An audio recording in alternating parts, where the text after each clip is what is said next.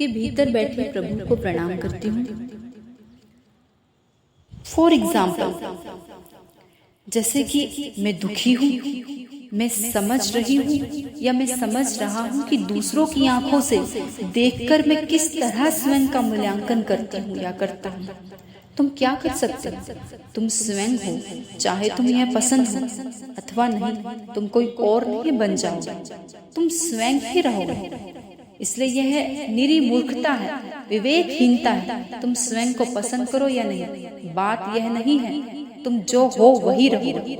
इससे छुटकारा पाने का कोई उपाय नहीं है, इसे तो स्वीकार करना ही पड़ेगा। स्वयं ही रहने में कुछ भी गलत नहीं है। समस्या इसलिए है क्योंकि तुम तुलना करते हो, कंपैरिजन करते हो। तुलना करने का क्या मतलब है?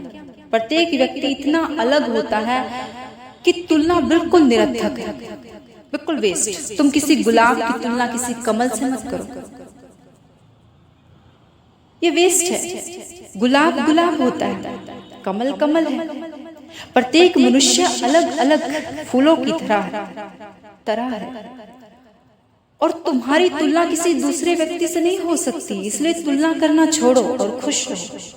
इस तरह की व्यर्थ की समस्याओं में समय नष्ट करने की अपेक्षा जीना शुरू करो। लोगों से संबंध स्थापित करो और छोटी छोटी चीजों में आनंद लो, क्योंकि इसी तरीके से कोई स्वयं को अच्छा लगने लगता है। यदि तुम अपने आप को पसंद नहीं करते हो, तुम प्रसन्नता की ओर नहीं बढ़ सकते, और क्योंकि तुम स्वयं प्रसन्न नहीं रह सकते तो तुम स्वयं को अधिक नापसंद करोगे। इसलिए यह एक कुरूप चक्र बन जाता है। इसलिए इससे बाहर निकलो, इसमें कुछ भी नहीं है। एक ही क्षण में, एक ही निर्णय से व्यक्ति परिवर्तित हो सकता है, तत्काल। यह कोई धीमी प्रक्रिया नहीं है। यदि तुम बाहर आना चाहते हो तो यही क्षण है, आ सकते हो, क्योंकि दुख को तुम ही पैदा करते हो, जो कि बिल्कुल असत्य है। दुख इसलिए आता है क्योंकि तुम स्वयं को पसंद नहीं करते हो। किसी ने तुम्हें यह विचार दिया होगा, तुम्हारे माता या पिता ने, तुम्हारे परिवार ने, कि तुम बेकार हो।